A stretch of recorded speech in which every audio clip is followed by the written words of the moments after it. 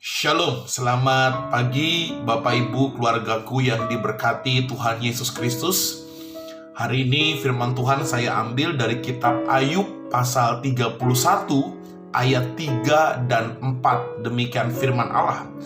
Bukankah kebinasaan bagi orang yang curang dan kemalangan bagi yang melakukan kejahatan? Bukankah Allah yang mengamat-ngamati jalanku dan menghitung segala langkahku? Bapak Ibu, firman Tuhan pagi ini adalah jalani tahun baru dengan tidak berlaku curang. Sekali lagi, jalani tahun 2025 dengan tidak berlaku curang. Bapak Ibu keluargaku, salah satu kehendak Tuhan atas hidup kita orang-orang percaya adalah keberhasilan dan keberuntungan. Katakan amin. Salah satu kehendak Tuhan dalam kehidupan kita orang-orang percaya, Allah ingin kita hidup dalam keberhasilan dan keberuntungan. Tetapi saudara harus pahami bahwa kerinduan Allah agar anak-anaknya berhasil dan beruntung, itu maksudnya Allah ingin hidup kita setiap hari naik dan terus naik, tidak mengalami turun bahkan menuju kepada kebinasaan. Tetapi perlu diingat juga, untuk mencapai sebuah keberhasilan dan keberuntungan, kita tidak boleh melakukan kecurangan.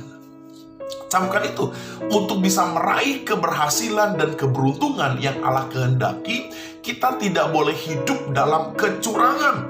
Kenapa? Karena kecurangan adalah tindakan kejahatan. Bapak Ibu keluargaku, modal hidup Kristen adalah ketulusan, kejujuran, dan kebenaran. Katakan amin. Kalau ketiga hal ini kita lakukan, saudara, sepanjang tahun 2025, perhatikan, pembelaan Tuhan akan semakin nyata dan sempurna dalam kehidupan kita.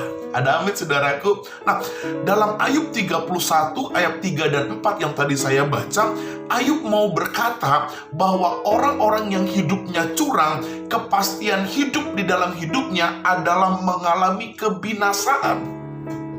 Ayub tegaskan, orang-orang yang hidupnya curang, maka hidup sehari-harinya, bahkan akhir hidupnya akan menuju kepada kebinasaan. Untuk sementara mungkin saudara, orang yang curang kelihatannya berhasil, kaya, sukses, tetapi saya mau bilang akhir kehidupannya pasti menuju kebinasaan. Nah, pagi ini kita akan belajar bagaimana akhir hidup orang yang curang. Kita mau tahu dulu bagaimana akhir kehidupan orang yang berlaku curang. Dia menjalani tahun 2025 penuh dengan kecurangan. Yang pertama saudara, orang yang curang, orang yang berlaku curang pasti akan dipermalukan.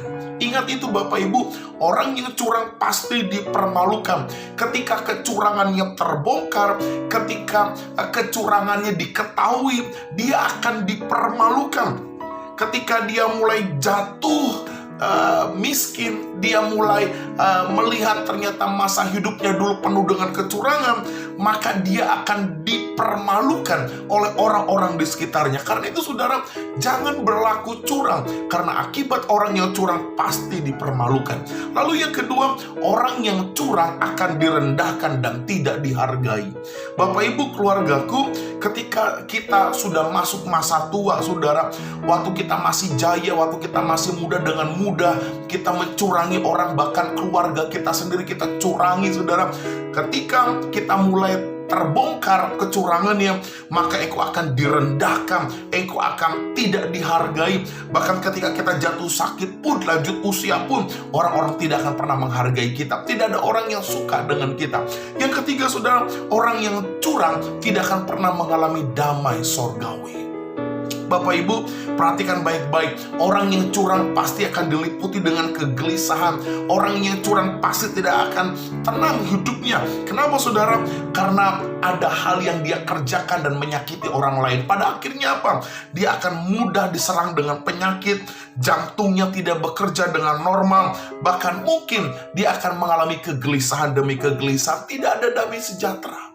Yang keempat, saudara, akibat orang yang curang, dia sedang meneladankan kecurangan kepada keturunan demi keturunannya. Maka perhatikan, orang-orang yang berlaku curang, keturunannya akan melihat bahwa dia hidup dalam kecurangan, dia juga memperlakukan kecurangan, jadikan kecurangan pola hidup.